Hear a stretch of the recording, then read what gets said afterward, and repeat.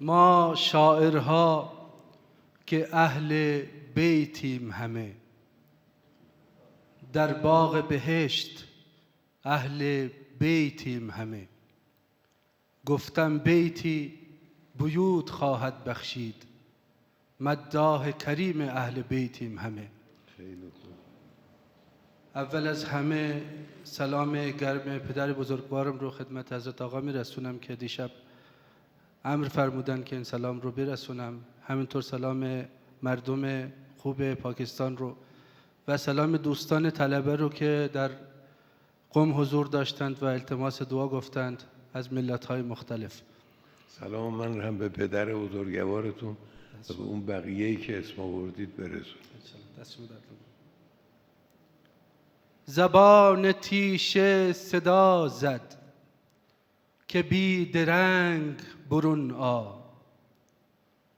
شرار خفته کمی سعی کن ز سنگ برون آ. آفرین آفرین، یه بار دیگه.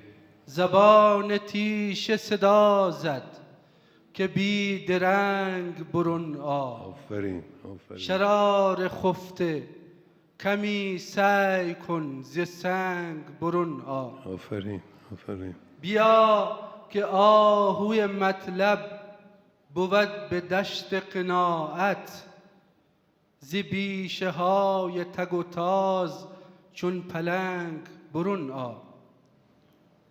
نظر به هر چه کنی رنگ اعتبار ندارد، نظر به هر چه کنی رنگ اعتبار ندارد. به چشم بسته ز دنیای آب و رنگ برون آ.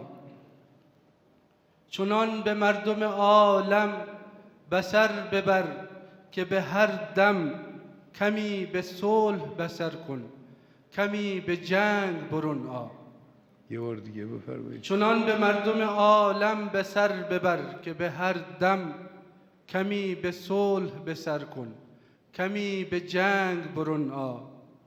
مقام ماندن ما نیست این جهان خرابی، از این شکسته کمانخانه چون خدنگ برون آ. آفرین آفرین. این منظره دائم به من ارزانی باد، چشم و دل من مدام نورانی باد.